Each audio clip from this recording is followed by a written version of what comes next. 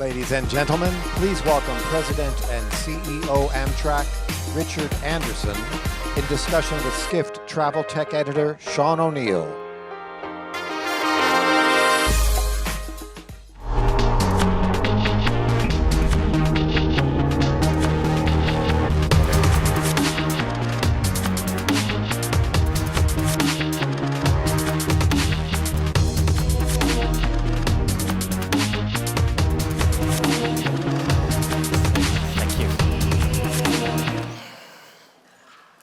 So we wanted to close out our session today with the most compelling story in U.S. travel right now, and one that has management lessons for people all over the world in various companies. Our next guest, Richard Anderson, led Delta Airlines for 9 years, and he took it from bankruptcy to profitability with a merger in between. And he, a couple of years ago, became CEO of Amtrak, America's passenger rail network. Amtrak has not had a profit in its 50 years. So the question is, can Anderson do the trick again? And we're going to find out now. So Richard, thank you for joining us. We're grateful. You. Thanks for having Amtrak here. Yeah, absolutely. We have in our audience 39 countries are represented here, some of them from Europe and Asia. And frankly, they're not wowed by America's passenger rail system. What is your long-term vision like in the next decade or so of where you'd like to see things go here? So if you think about how intercity travel works in Europe or Japan, we are going to have to evolve to that model in the US. So if you think about the United States demographics, we'll add 100 million people between now and 2050. The population in America in the last 100 years has grown almost 90% in urban areas.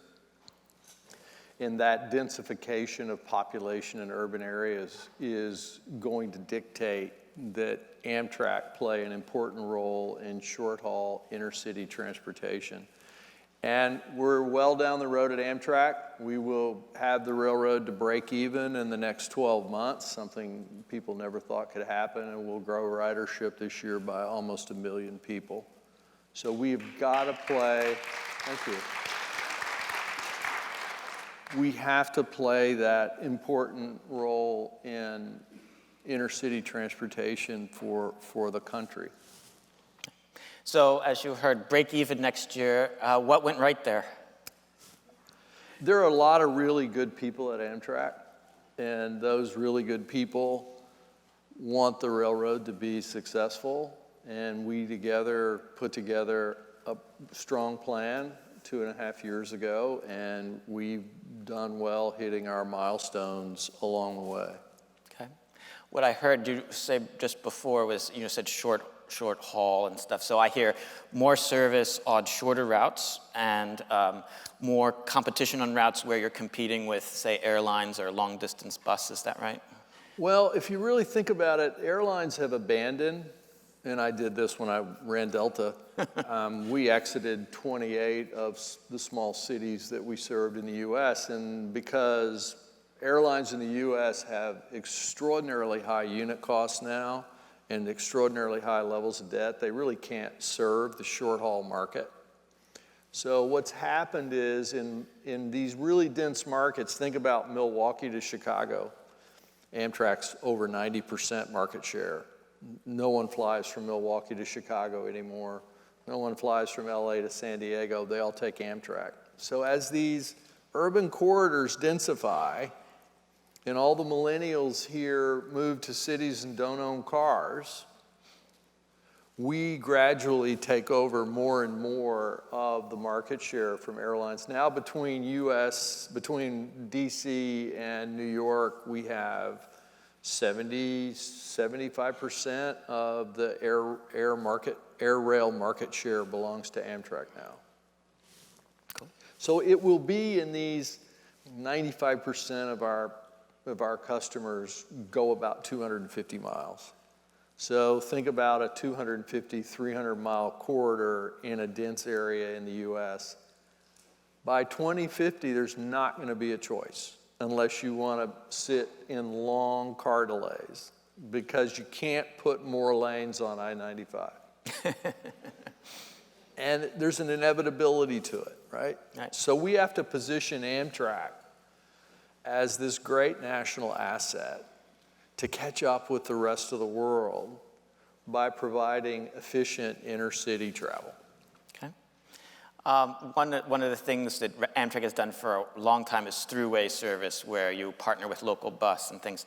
Do you see more, I mean, there's a company called Flix, which is expanding intercity bus service in the US. There's Greyhound. Do you see more partnerships with Amtrak in the future? Well, Amtrak's a complex sort of legal and regulatory entity.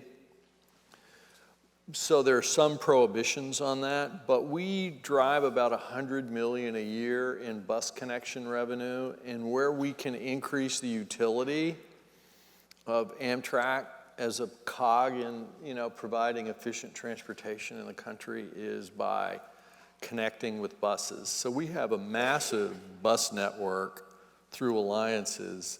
We just increased our bus service out of, in case you're in Milwaukee and want to get up to Green Bay. We just increased, for instance, agreements with bus companies. And it's really how, rural America can't be forgotten in this equation. And the bus system is the way to be able to expand it. And if you really think out to 2050, you could imagine the quickest place to have driverless cars is in North Dakota. There isn't a lot of other cars to sort of be concerned about, right?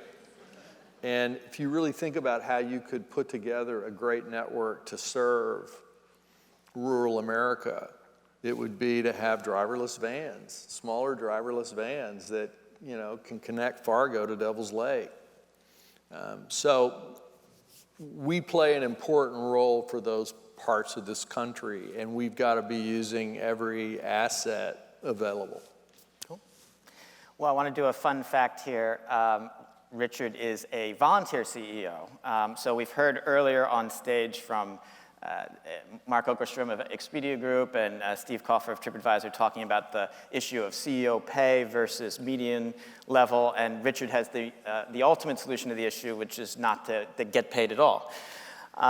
So I would like to talk about some of the commercial capabilities that you've brought in from, your team has brought to Amtrak.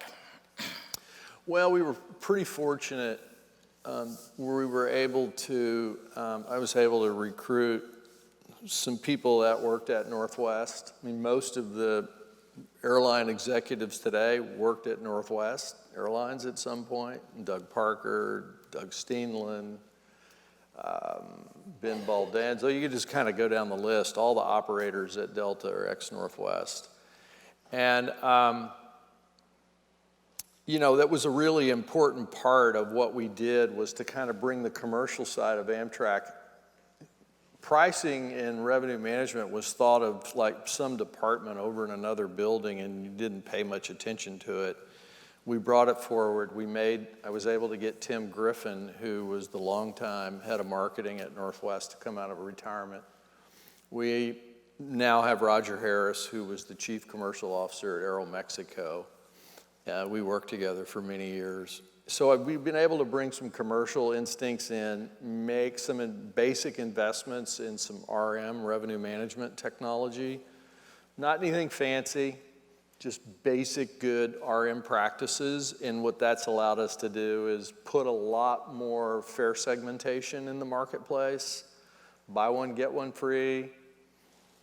Weekend saver fares. We just put in place a new group fare where you could get what we were trying to do is figure out how to replace cars on a economically efficient basis on an AP, advanced purchase. So having Roger has been really important because they actually had a pretty good sort of basic RM system. So I didn't want to do any big, IT projects to get some basic commercial instincts in the organization. Okay. You're refleeting across the country, and one example is what we saw in the video clip at the start. Sella in the Northeast is going to be getting new train cars. So the industry term is train sets for each one of those, like sets of 8 or 10 cars. So you're going from like 20 to 28, which will give you more opportunities to do more flexible service. Is that right? Right. So we've got the railroad needs to be refleeted. So much of the railroad at Amtrak is 1970s technology. Our main Northeast Regional cars were delivered when I was starting law school in 1978. So it gives you an idea of how dated the equipment is. So we're refurbishing all the equipment and running it on time. But first is we've got the order for the new Acela train sets, and that'll give us hourly service, and we're doing the improvements to the corridor. So we own and maintain the railroad from Washington to Boston. It's an electric railroad. It's the only electric railroad in America. And we're going to go to hourly service. And we're going to get the speeds up in some areas close to 160 miles an hour. So we're doing the work on the tracks and the catenary. Catenary is the wires you see over the top of the train when you're in the corridor. The next piece of that is we had to replace our long-haul locomotives. They were not Tier 4, which is the EPA standard. They were actually on a waiver, and these are old diesel locomotives. So we've placed an order, $780 million, to replace all those locomotives out in the national network. All the rest of America is diesel electro locomotives. The next move is modern train sets, what you see when you get in Europe. So we're in the RFP process right now. RFP is request for proposal. Yeah, all right, sorry, RFP process. Correct me when I use the acronym. Okay. So we're in the process right now of making a major purchase of modern train sets like you see when you travel in Europe. Cool. So I think I'd like to run a conventional wisdom question past you, and you tell me how accurate it is. So my understanding is that, Amtrak needs to go to Congress to get a subsidy. So it's about a quarter of, next year's budget you'd like to get a subsidy of about at least 1.8 billion out of an operating budget of about 6.9 billion. But when you go to Congress to ask them, some of those Congress people want you to run routes through their states. Some of those routes are not profitable. So to what extent you have a balance there? How do you see that issue? Well, it's a complex set of equations because we still operate a railroad across America that was really devised in the 1920s. So we operate the Empire Builder from Chicago to Seattle.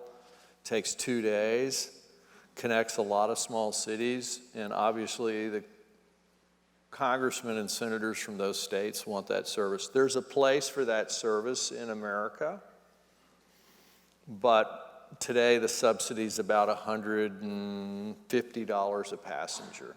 So where would you like to take that down? You've got about 15 routes a day for things like the California's effort. If we could ultimately evolve and take some of those and break them up into the short haul service, because the ridership is a wave like this. When you leave Chicago on the Builder, it's full. And then when you get past Minneapolis and you're heading up to Fargo, the ridership just drops. And then when you start getting close to Spokane, it picks up. People are using it for these short hauls. If we could get to 5 to 10 sort of seminal, experiential trips like that are similar to going to visit a national park, because it is a really beautiful trip to take the Coast Starlight or the Zephyr across the mountains and through Donner Pass. It's a really, but we need the money to take the losses from some of those and then reinvest it in a real product that people are going to want. Now, there's some people who say they should zero out the subsidies for Amtrak. On a scale between exceedingly dumb and confoundingly dumb, how dumb is the idea of not having? Well, if we're going to do that, why don't we zero it out for airlines?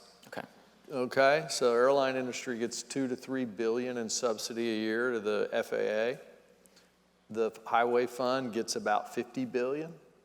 No one ever talks about the subsidies to keep the lock and dam system on the Mississippi River in good order. or all the money we spend on the ports of the country. So my point is, a fundamental requirement of any well-run government, regardless of political party, is basic infrastructure and transportation. And Amtrak can play a really important role in that for the demographic reasons and the geographic reasons that I described earlier. Food and beverage, you brought over Peter Willender who ran catering at Delta, and some people, they don't think of airline food as like the pinnacle of food and beverage service. Some people, their dining cars have been pulled back a bit of service, some hot food has been taken off. Are you dumbing down F&B at Amtrak? Well, you want to simplify the process. We want to get on the single overnight long distance trains. We have a mandate from Congress to take the loss on the food down, and we're going to keep driving that down. But the simplest way to do that is go to a single food car and then have choice for customers. So we're headed down that path and trying to simplify, and make the food offering more contemporary, whatever that means. But don't get rid of the Hebrew national hot dog. Well, that's what I hear from everybody. Don't get rid of the Hebrew national hot dog on the Northeast Corridor and the Acela. So we are going to simplify to a single food car. Okay. And the great thing about the train sets from Europe, you don't have food cars. You have little concessions, that are embedded. Everybody. How many people here have taken a train set in Europe, right? You know what that experience is like. Think about getting that experience to America. That's what we're going to do. And you're going to start a drinks card on the Acela on some routes. And on the nonstop. Next week, September 23rd, you're doing twice a day. I'll get a nonstop service on the Acela, which is a new service taking advantage. I'm wondering a bit about a topic that we had here. Our theme of this conference is travel's responsibility to the world. And we heard yesterday from Stephen Kluski, who talked about accessibility as a key issue. What are Amtrak's strengths on that? Well, train travel in the U.S. depends in part on platform height. So we are in a multi-year effort to make all of the platforms for 500 plus stations in the U.S. handicap accessible so that people can get access. One of the reasons for the new train sets in the Acela train set is these train sets don't have those doors. You know what I'm talking about? Where you get two doors between every car. They're just open all the way through. And the new Acela is being designed for accessibility. So it's a big part of the overall plan. And it gives you the opportunity then when you go into these stations to make them ADA compliant, to paint the walls, get the restrooms clean, replace the countertops. So it's an opportunity to use capital in an efficient way. So it's a big undertaking. We're spending about $78 million a year in capital out of our grant to do ADA compliance. So one of the things that most surprised me when we were chatting in the green room before we came back is I said, we have Expedia represented here, Booking.com represented here, and when I go on Expedia or Priceline.com, I don't see Amtrak sort of pushed there. And you said you're okay with that because you control your distribution. Tell us a little more. Right. So I have we were talking, both have a long history. I'm sorry about my pencil. Let me put it in my pocket. We both have a lot of background in airline distribution systems and economics. I was actually involved in starting Orbitz. We started Orbitz at Northwest. We don't need those distribution channels unless they make sense for us economically. We control 85% of our distribution directly. And that number, we want to control that. And every brand wants to. I know you've had some of the hotels. The hotels gave their brands up to Hotels.com 15 years ago, whenever it was, and now they're trying to claw it back. Because you're not controlling the brand and its display in the marketplace. So at Amtrak, we might do that.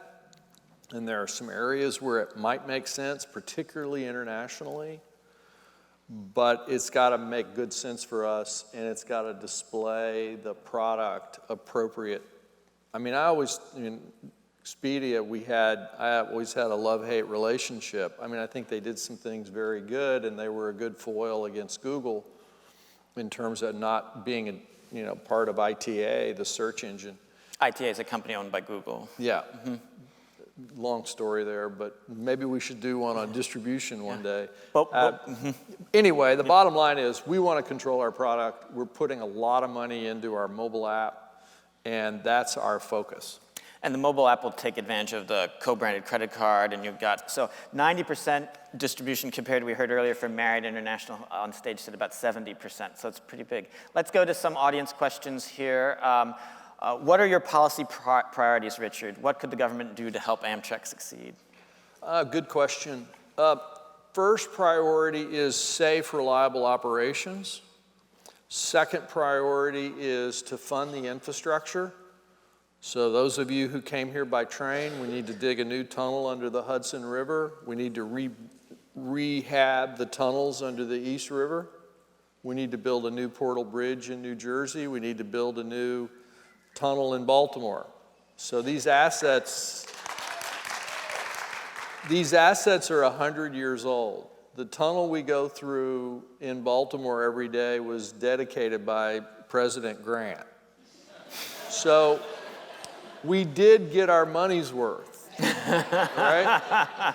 So we need a prioritization around that core infrastructure. And then third, the importance of making sure that funding is available over a long period of time. Our responsibility is to be good stewards of the asset and to make sure that we're delivering projects on time, on budget, on specification. Well, in the spirit of delivering on time, I think we're going to end it there. So thank you, Richard. You bet. Yeah. Thank you all.